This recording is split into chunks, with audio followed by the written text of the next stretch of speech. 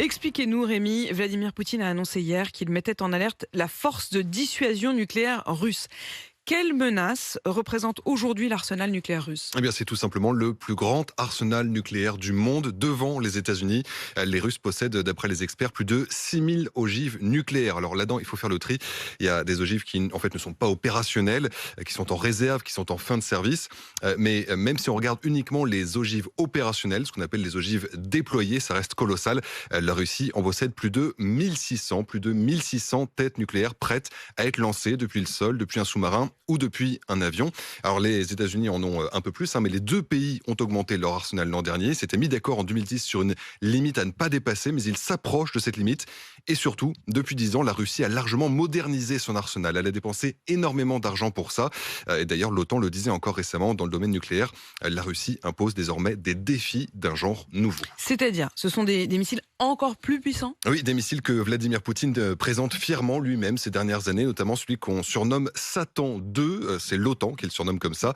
Satan 2, c'est le plus gros missile nucléaire intercontinental jamais conçu, un missile qui peut frapper à plus de 10 000 km et qui peut détruire un territoire grand comme la France ou comme le Texas. C'est ce que disent en tout cas les autorités et les médias russes. Il faut se méfier évidemment des annonces de la communication, mais d'après l'OTAN, la Russie travaille effectivement sur de nouveaux types de missiles, en particulier des missiles hypersoniques, c'est-à-dire des missiles qui volent à une vitesse extrêmement élevée, à une faible altitude, et qui en plus peuvent manœuvrer en vol, ce qui les rend très difficiles à tracer pour l'adversaire. Alors ces missiles sont aujourd'hui en phase de test, mais ce qui est sûr, c'est que la Russie possède déjà des armes extrêmement puissantes, beaucoup plus puissantes que celles qui avaient frappé Hiroshima ou Nagasaki, et certaines de ces armes sont en position de frapper l'Europe.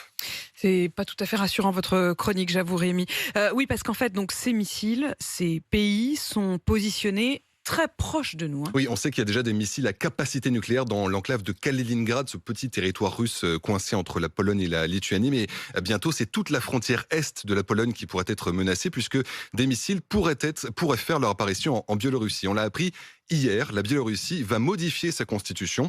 Elle ne sera plus un État neutre. Elle pourra accueillir légalement des armes nucléaires. C'est un tournant, c'est la fin d'un engagement qui avait été pris à la chute de l'URSS. Alors, on sait que la Biélorussie est totalement alignée sur la Russie actuellement. C'est elle qui permet à l'armée russe d'attaquer l'Ukraine par le nord. Et elle pourrait donc aussi lui permettre d'installer des missiles nucléaires aux portes de l'Union européenne. C'est une hypothèse, mais la menace est prise très au sérieux. Emmanuel Macron a lui-même appelé le président biélorusse Alexandre Loukachenko samedi pour dénoncer la gravité de cette situation.